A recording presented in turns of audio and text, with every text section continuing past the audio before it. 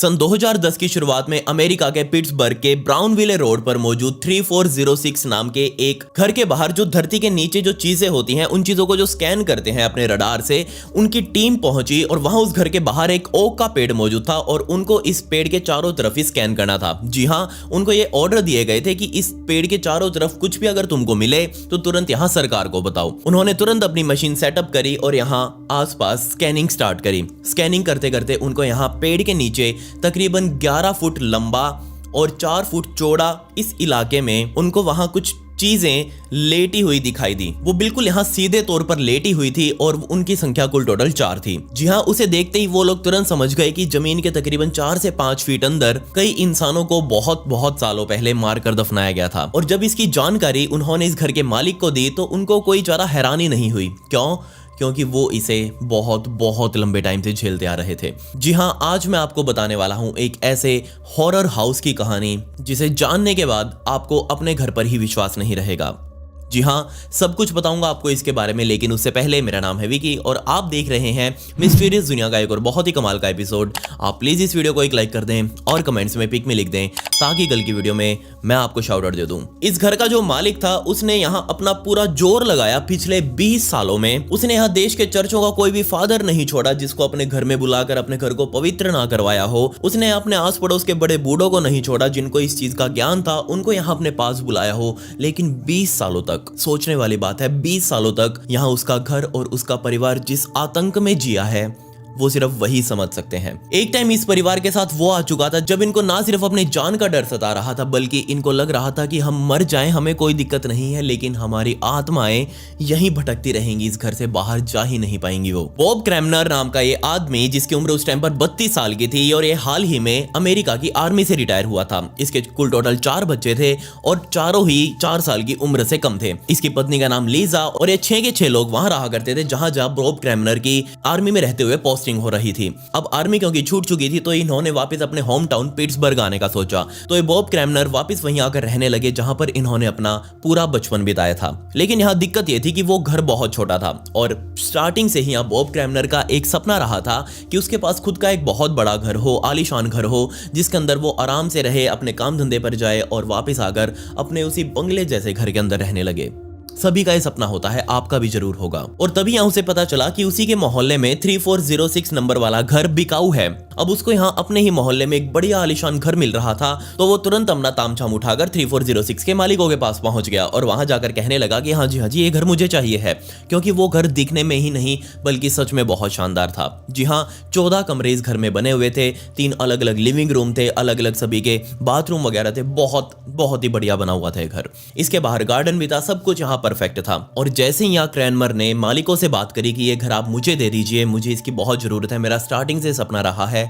अब वो जो मालिक थे वो ऐसे ही किसी आदमी की तलाश कर रहे थे कि जो जल्दी में इस घर को ले ले, क्योंकि उन्हें खुद इस घर को बेचने की बहुत ज्यादा जल्दी थी। पहली ही विजिट में बॉब क्रैमनर उस घर की जाकर डील कराया और उनका बयाना जो था वो भी दे आया। अब वो इस घर को लगभग खरीद चुका था, लेकिन उसे नहीं पता था कि आने वाले टाइम में उसे अपने इस सपनों के घर के ऊपर एक किताब लिखनी पड़ेगी और बदकिस्मती से उस किताब का नाम होगा the demon of Brownsville road. खैर, यहाँ फर्स्ट मीटिंग के बाद वो अपने परिवार के पास गया और वहां जाकर अपने परिवार को बताया कि मैंने ऐसे वो घर खरीद लिया है जो हम काफी टाइम से देखते आ रहे थे। उसकी पत्नी भी बहुत खुश थी और वो सोच रही थी कि इतनी जल्दी तुम कैसे डील कराए। तो यहाँ क्रैमनर ने कहा कि हाँ, मैं जल्दी में इसलिए कराया क्योंकि वो खुद यहाँ जल्दी में ही थे इसे बेचने के लिए, तो मुझे लगा कि मैं डील हाथ से नहीं जाने दूंगा और मैं उस घर की डील फाइनल कराया। तो यहाँ क्रैमनर अपनी पत्नी लीजा के साथ और 4 बच्चों को लेकर एक बार फिर से उसी घर में पहुंचा और जाकर उन मालिकों से बात करने लगा कि मेरे बच्चे जो हैं वो यहाँ इस घर को देखने आए हैं, इसके साथ जान पहचान करने आए हैं। तो यहाँ उन मालिकों ने कहा कि ठीक है, आप देख लीजिए, अंदर से कोई दिक्कत नहीं है।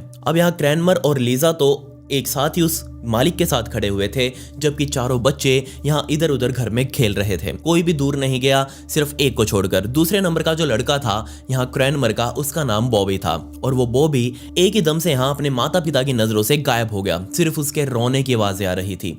किसी को भी नहीं पता था कि वो रोने की आवाजें आ कहां से रही हैं, क्योंकि उस घर के अंदर आवाज ऐसे गूंजती थी कि अगर आप इस साइड देखोगे तो इस साइड से आपको लगेगा कि आवाजें आ रही हैं, इस साइड देखोगे तो आपको इस साइड से लगेगा कि आवाजें आ रही हैं। और यहाँ सिर्फ अनुभव काम कर सकता था और अनुभव था इस घर के पुराने मालिकों को। उनको पता चल गया कि आवाजें आखिर आ कहां से रही हैं। वो तुरंत यहाँ भागकर नीचे बेसमेंट की सीढ़ियों के पास गए और जैसे ही वो वहां तक पहुंचे उन्होंने देखा कि सामने एक छोटा सा बच्चा सीढ़ियों से पहले ही उतरने से पहले ही वहां खड़ा हुआ है और उसकी आंखें बंद हैं और मुंह पूरा खुला हुआ है और वहीं उस मुंह से ही उसकी आवाजें आ रही हैं। ये कोई और नहीं बल्कि बॉबी ही था। तुरंत उन मालिकों ने जाकर बॉबी को उठा लिया और सीधा वापस उसके माता पिता के पास लेकर आ गए।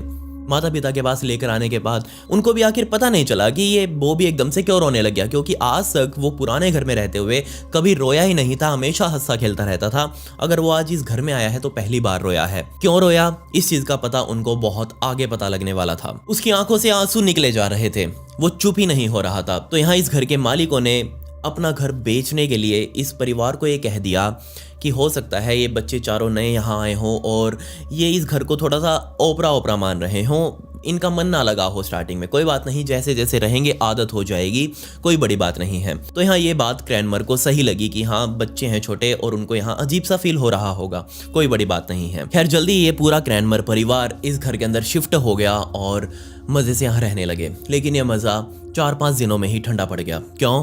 क्योंकि यहाँ जो बच्चे थे चारों, उनके अलग अलग रूम थे। अब 14 कमरे थे, स्कूल जैसा तो एक घर था पूरा। चारों बच्चों के अलग अलग रूम यहाँ और माता पिता का यहाँ अलग रूम था। इसके अलावा भी काफ़ी कमरे खाली पड़े हुए थे। खैर यहाँ अपने अपने कमरों में ही बच्चे रात के टाइम पर बहुत ज़्यादा अनकंफर्टेबल होने लगे। रात को चारों बच्चों को ये माता पिता अपने अपने कमरे में सुला कर आते और सुबह होते होते जब ये उठते तो उनको पता लगता कि उनके चारों बच्चे ही उनके कमरे के बाहर, यानी कि क्रैनमर वाले कमरे के बाहर ही बैठकर सुबक रहे हैं, रो रहे हैं। और जब वो उनसे पूछते कि क्या हुआ है तो वो चारों कहते कि हमें हमारे रूम में अजीब सा लगता है, हमें वहाँ नींद नहीं आ पाती और इसलिए हम आधी रात को ही उठकर वहाँ से आपके कमरे के बाहर आ जाते हैं। हम रोते भी हैं, पता नहीं आपको आवाज़ें अंदर आती हैं या नहीं आती, लेकिन हम रो रो कर हमारा बुरा हाल हो जाता है पर आप दरवाज़ा नहीं खोलते। अब इस पलट में यहाँ क्रैनमर और उसकी पत्नी कहती है कि हमें तो तुम्हारी कोई आवाज़ ही नहीं आई, तुमने ये कैसे कह दिया कि तुम यहाँ आकर रात से रो रहे हो और हम तुम्हें यहाँ संभालने के लिए बाहर नहीं आए, हमें तो तुम्हारी कोई आवाज़ ही नहीं आई। जबकि ये चारों बच्चे पूरी रात बैठकर यहाँ अपने माता पिता के कमरे के बाहर रोते रहते थे। इन चारों में से वही दूसरे नंबर वाला बॉबी, उसके साथ कुछ ज्यादा ही अजीब हो रहा था। जी हाँ, उसके कमरे में जो अलमारी थी वो उस अलमारी को देखता रहता और उसे देखते देखते उसे नींद आ जाती।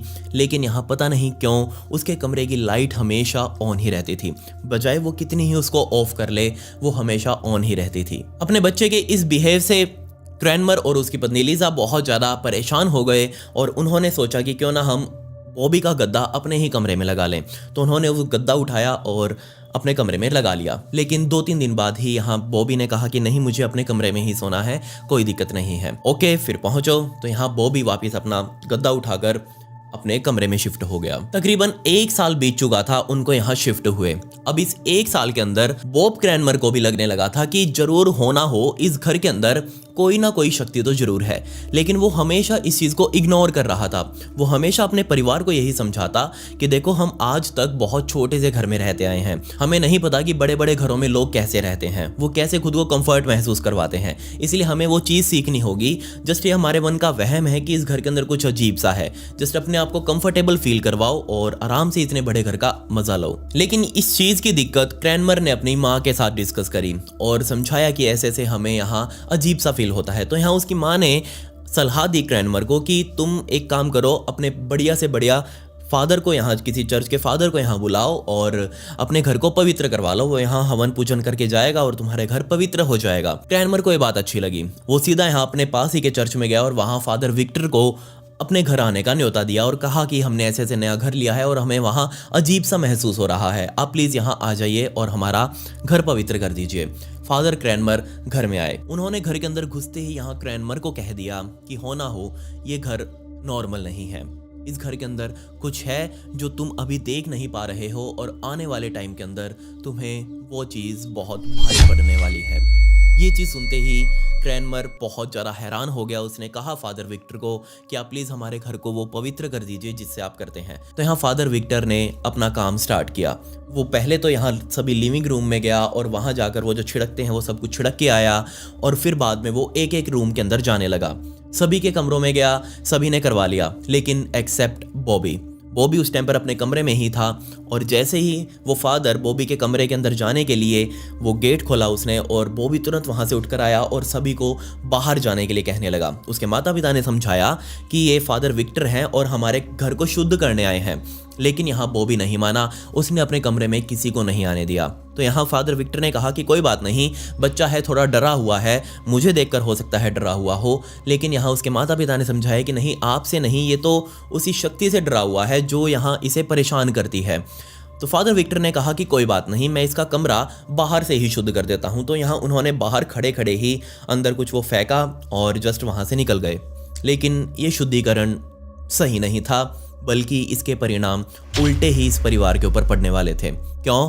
क्योंकि यहाँ इस घर के अंदर जो एक डेमोनिक शक्ति थी वो अभी तक तो किसी को भी नुकसान नहीं पहुंचा रही थी, लेकिन अब वो अपना रूप बदलने वाली थी। अब यहाँ इस परिवार को लग रहा था कि इनको एक अपनी जिंदगी की नई शुरुआत करनी चाहिए, क्योंकि उन्होंने नया घर ले लिया है, इस घर को शुद्ध करवा लिया है, अपनी नौकरी जो है वो अब यहाँ कोई और करने वाला था क्रैनमर, सब कुछ यहाँ नया है, तो एक नई स्टार्ट करनी चाहिए। वो सीधा अपने घर से बाहर निकला। स्टार्ट करने के लिए उसने यहाँ पेड़ पौधे लगाने स्टार्ट किए। घर के बाहर उसने एक ओक का पेड़ लगाने के लिए जमीन खोदनी स्टार्ट करी। लेकिन जैसे ही उसने जमीन खोदी, तकरीबन 3 फुट नीचे यहाँ उसे एक लोहे का डब्बा मिला और जैसे वो डब्बा यहाँ मिला उसने इस डब्बे को बाहर निकाला, लेकिन वो खुल नहीं रहा था।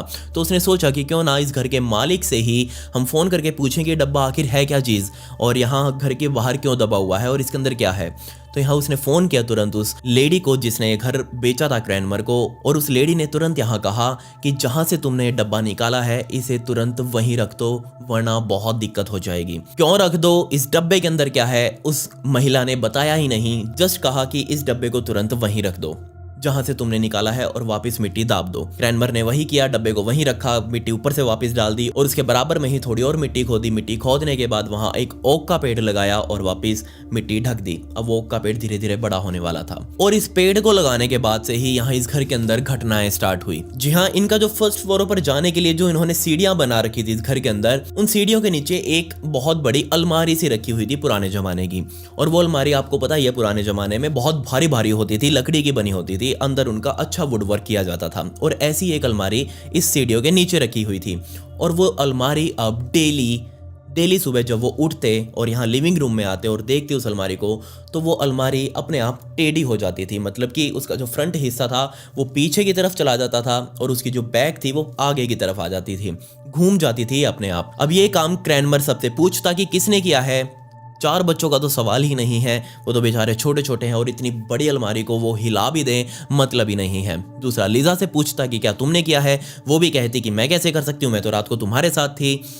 क्रैनमर यहाँ परेशान हो गया। वो परेशान इसलिए भी था क्योंकि ये अलमारी ना सिर्फ भारी भरकम थी बल्कि ये पीछे दीवार में स्क्रूज के साथ घुसी हुई थी, मतलब कि इसको कसा गया था नट बोल्ट्स के साथ। लेकिन फिर भी कोई था जो इस नट बोल्ट को भी खोलकर डेली इस अलमारी को घुमा देता था। अब सुबह उठते ही उनका तो गुड मॉर्निंग जैसा एक काम बन चुका था, नीचे आना, लिविंग रूम में और इस अलमारी को वापस सीधा करना। इसके अलावा लीजा ने नोटिस किया कि उनके घर की जो बेसमेंट है उसकी लाइट्स हमेशा ऑन रहती हैं। वो चाहे कितना ही इनको ऑफ कर ले, एक बार तो वो उसके लिए ऑफ हो जाती हैं, लेकिन वो जैसे ही बेसमेंट से बाहर निकलती है वो लगातार ऑन ही रहती है। इसके अलावा उसने नोटिस किया कि इसके घर की बेसमेंट में ही एक कुर्सी रखी हुई है और जैसे ही वो उस कुर्सी को कोने में रख के जाती है और जब वो वापस उस बेसमेंट में आकर देखती है तो वो कुर्सी बेसमेंट के बिल्कुल बीच में रखी होती है।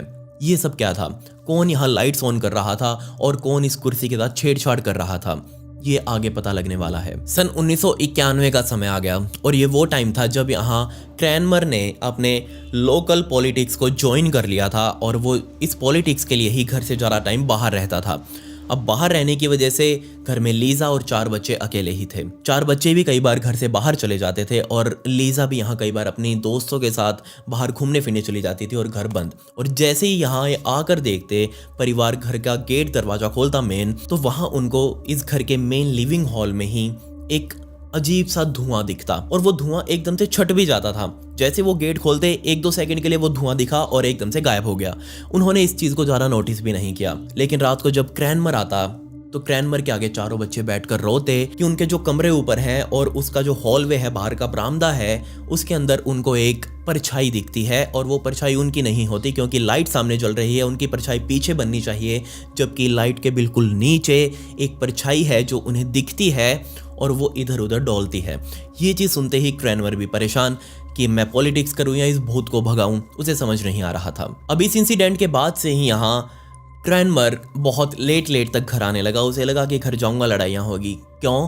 क्योंकि यहाँ घर के जो मेंबर्स थे उनका टेम्पर जो था, उनका जो दिमाग था, वो अब स्टेबल नहीं रह रहा था। पता नहीं क्यों वो बहुत छोटी छोटी बातों पर ही लड़ बैठते थे एक दूसरे के साथ, और लड़ाइयाँ ऐसी हो जाती थी कि सभी को अलग अलग सोना पड़ता था। 6 के 6 लोगों का ही यहाँ दिमाग खराब हो चुका था इस घर में रहते हुए। और फिर एक दिन वो आया जब यहाँ लीसा बॉबी के कमरे में गई। असल में यहाँ बॉबी के कमरे को वो लोग द ब्लू रूम के नाम से जानते थे। इस ब्लू रूम का मतलब क्या था इसके बारे में भी मैं आपको आगे बताऊंगा। खैर, जैसे ही लीजा बॉबी के कमरे में गई उसको वहां बहुत अजीब सा महसूस हुआ।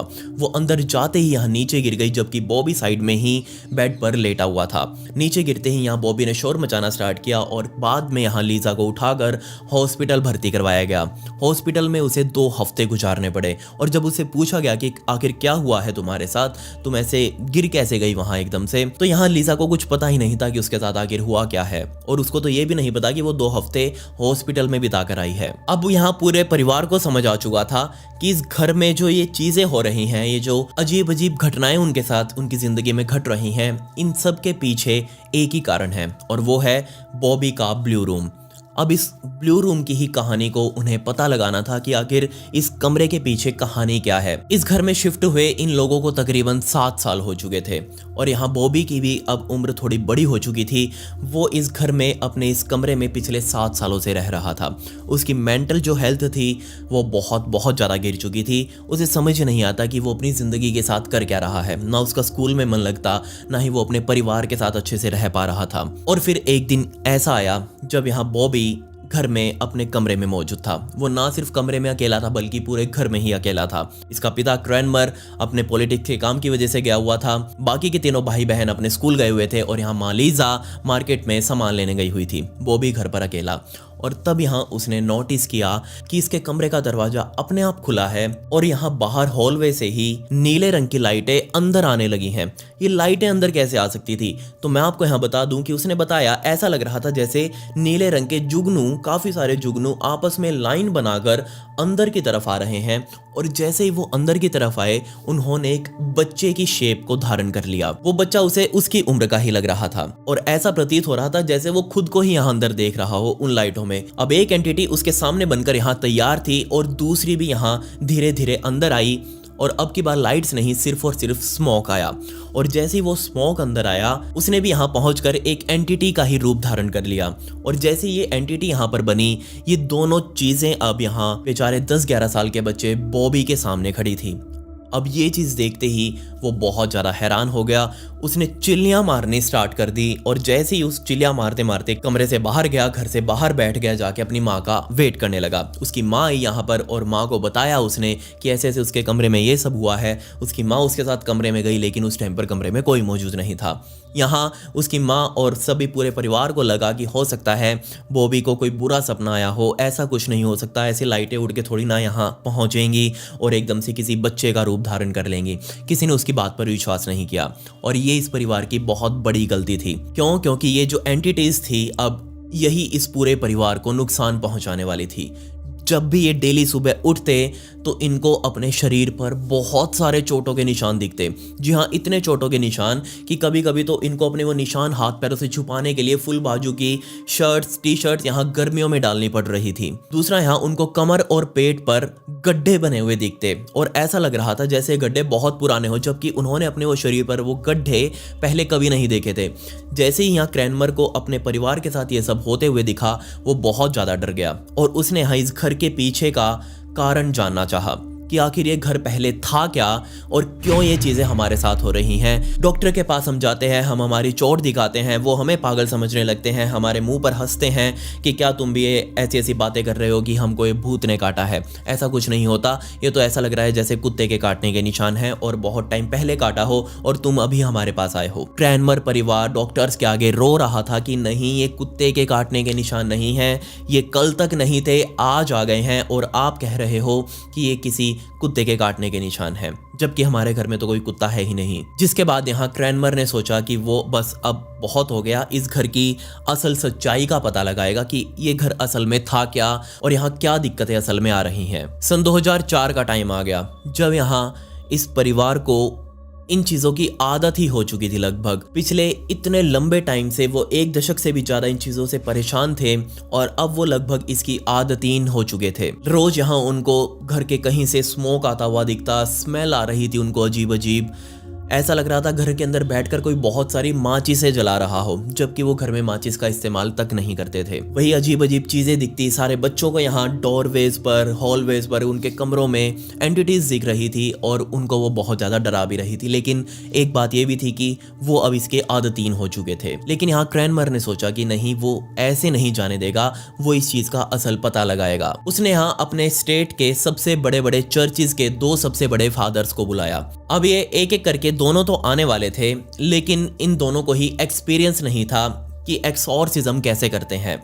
वो पहली बार यहाँ एक घर का एक्सॉर्सिज्म करने वाले थे। खैर यहाँ पहला प्रीस्ट आया और घर के अंदर गया। उसने घर के अंदर घुसते ही कह दिया कि ये घर बहुत ज़्यादा डेमोनिक पावर से ग्रस्त हो चुका है और इसके अंदर एक नहीं बल्कि काफ़ी सारी पावर्स रह रही हैं। खैर यहाँ उसने पूरा जोर लगा लिया अपना, जो मंत्र पाठ पूजा वगैरह करते हैं एक्सॉर्सिज्म में वो सब करी यहाँ उस प्रीस्ट ने, लेकिन कोई फ़ायदा नहीं हुआ। दूसरा प्रीस्ट बुलाया गया। दूसरा प्रीस्ट भी यहाँ कुछ नहीं कर पाया और ये घर अभी भी वैसा का वैसा ही था। लेकिन हाँ, एक बात थी, जैसे जैसे ये दोनों अपने अपने मंत्र वगैरह पाठ पूजा वगैरह करते थे, तब यहाँ इस घर का सामान हवा में उड़ने लगता था। ये बात तो पक्का थी। बहुत सारी चीजें यहाँ वो खुद देख रहा था ये परिवार कि कैसे ये जैसे जैसे मंत्र पढ़ रहे हैं वैसे वैसे घर का सामान हिल रहा है, उनका कंप्यूटर अपने आप चल रहा है, लाइटें अपने आप चल रही हैं, बल्ब अपने आप फूटे जा रहे हैं और यहाँ तक कि कई सारी CD DVDs तो उड़ उड़ कर यहाँ दीवारों में लग रही हैं और दीवारों से टकराते ही वो चूरा चूरा होकर टूट जा रही हैं। अब ये दोनों प्रीस्ट इस घर से जा चुके थे और दोनों ही कहकर गए थे कि हमने इस घर को शुद्ध कर दिया है, लेकिन कुछ फर्क नहीं पड़ा था। यहाँ इस बॉब क्रैनमर की परिवार ने ही सोचा कि वो इस घर का पहले अच्छे से पता लगाते हैं कि इस घर के अंदर आखिर है क्या क्या। उन्होंने हर एक कमरे को अच्छे से खंगालना स्टार्ट किया, एक एक चीज वहां से बाहर निकाली, दीवारों तक को ठोक बचा कर देखा, कुछ नहीं मिला उनको कमरों के अंदर। वो वापस उनके मेन लिविंग हॉल में आ गए और लिविंग हॉल में आते ही उनको वो अलमारी दिखी जो डेली अपने आप घूम जाती है और उस अलमारी को उन्होंने हटाया और हटाने के बाद पहली बार उन्होंने जब उसको बजा कर देखा उसके पीछे की दीवार को, तो वो अंदर से खोखली थी।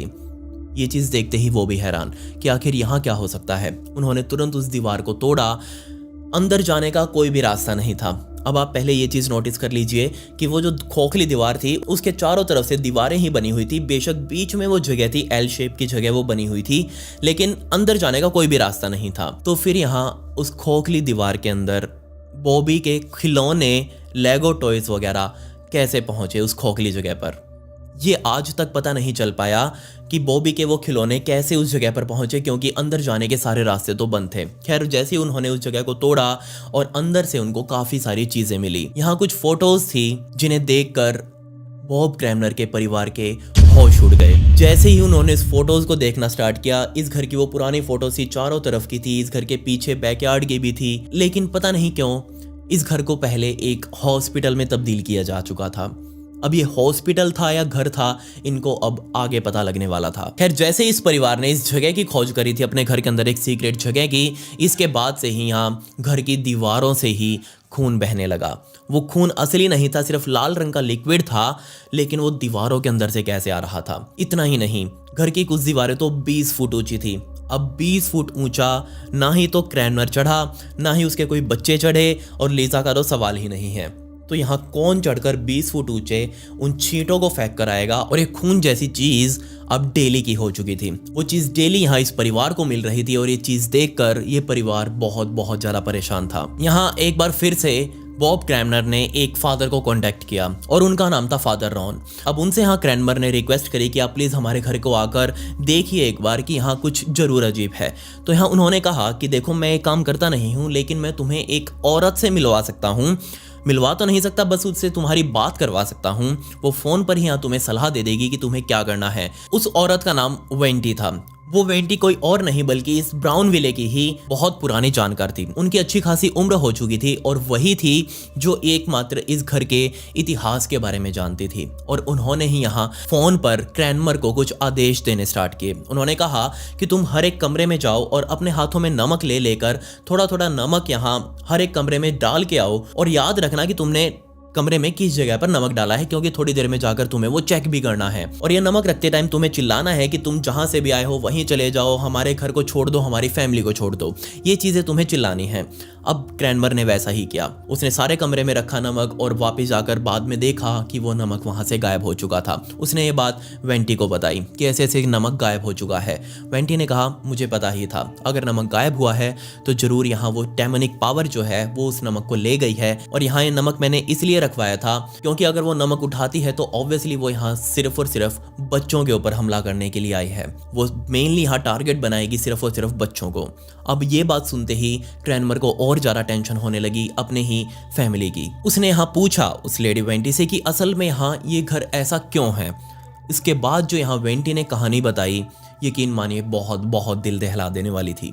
जी हाँ, उसने कहा कि बात 1920 के दशक की है। ये घर तब नया नया बना था और इसके आसपास ज्यादा घर भी मौजूद नहीं थे, लेकिन जितने भी थे उनमें से एक में एक डॉक्टर रहा करता था। और वो डॉक्टर यहाँ उस टाइम पर अपना एक इलीगल क्लिनिक चलाया करता था। वैसे वो एक हॉस्पिटल में जॉब करता था, लेकिन वहां से नौकरी करने के आने के बाद फ्री टाइम में यहाँ अपने घर में ही वो क्लिनिक चला रहा था। और यहाँ उसके उस क्लिनिक में सारे वो काम होते थे जिन्हें हम गैर कानूनी कह सकते हैं। जी हाँ, वो मेनली यहाँ पर अबॉर्शंस कर रहा था। उसके उस घर में भी बहुत सारी मौतें हुई थी और जैसे ही ये मौतों का आंकड़ा बढ़ा, लोगों ने यहाँ उसका वो क्लिनिक बंद करवा दिया प्रशासन को बोलकर, लेकिन उसको कोई सजा नहीं हुई। अब उसको वो घर तो छोड़ना पड़ा, उसको कोई और घर चाहिए था जहाँ पर वो अपना ये धंधा चला सके। वो सीधा यहाँ 3406 में आया और उसके मालिकों से बात करने लगा कि मुझे घर किराए पर चाहिए। उसके मालिकों ने कहा कि ऊपरी फ्लोर ले लो तुम, और ऊपरी फ्लोर में तुम्हें जो करना हो कर लो, हम तुम्हें नहीं रोकेंगे। अच्छा खासा वो किराया यहाँ उस मालिकों को, उस टाइम पे जो मालिक थे इस 3406 के, उनको दे रहा था। लेकिन ऊपर जो वो चल रहा था वो बहुत अजीब था। और ये जो बॉबी वाला कमरा है जहाँ वे बॉबी रहा करता था, हमारा क्रैनमर का लड़का, ये कमरा कोई और नहीं बल्कि उस डॉक्टर का ऑपरेशन रूम था, जिसे हम द ब्लू रूम के नाम से भी जानते हैं। अब ये ब्लू रूम वही रूम था जिसके अंदर उस डॉक्टर के हाथों से बहुत सारे अबॉर्शंस किए गए थे और इन अबॉर्शंस के दौरान बहुत सारे बच्चों की मौतें भी हुई, बहुत सारी माताओं को भी अपनी जान देनी पड़ी। असल आंकड़ों में यहाँ क्या कुछ मौतों की संख्या थी वो अभी तक पता नहीं चल पाई, लेकिन ये कहानी जैसे ही वेंटी ने क्रैनमर को बताई, क्रैनमर के होश उड़ गए। वेलेंटी ने यहाँ ये भी बताया कि जहां तुमने वो ओक का पेड़ लगा रखा है, मैंने कई बार देखा है तुमने वो ओक का पेड़ लगाया, अब तो काफी बड़ा हो गया है वो पेड़।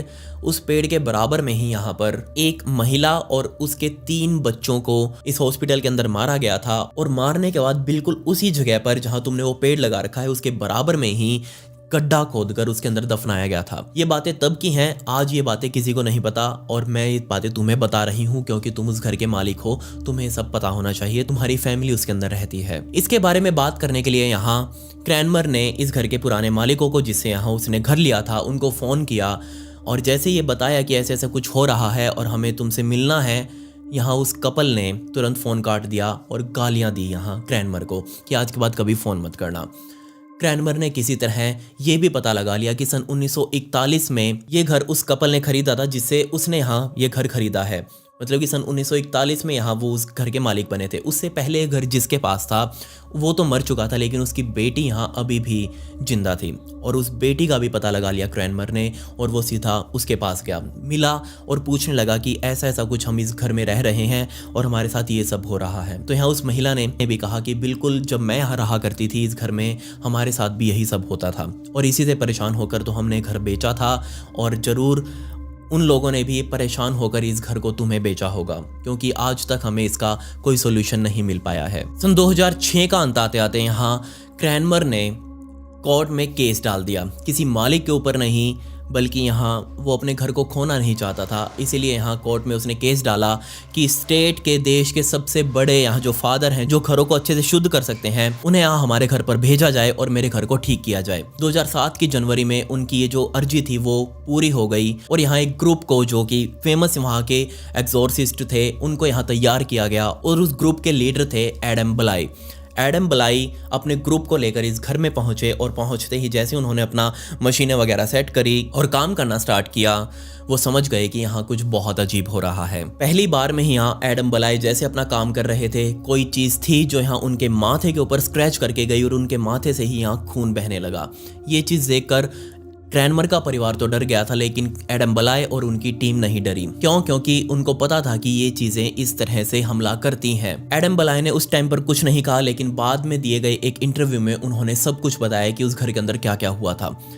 पहली बार जब वो एग्जॉर्सिज्म कर रहे थे, वहाँ की पावर्स इतनी तगड़ी थी, इतनी शक्तिशाली थी कि वो वहां से जाने को तैयार ही नहीं थी। इसलिए उन्हें दूसरा एक्सॉर्सिज्म यहाँ पर प्लान करना पड़ा। 24 फरवरी 2007 के दिन फाइनली यहाँ पर अंतिम बार एक्सॉर्सिज्म इस घर पर किया गया और इस एक्सॉर्सिज्म को करते हुए हर एक कमरे को यहाँ शुद्ध किया गया और उस डेमोनिक पावर को एक एक कमरे से निकाल कर यहाँ बेसमेंट में लाया गया।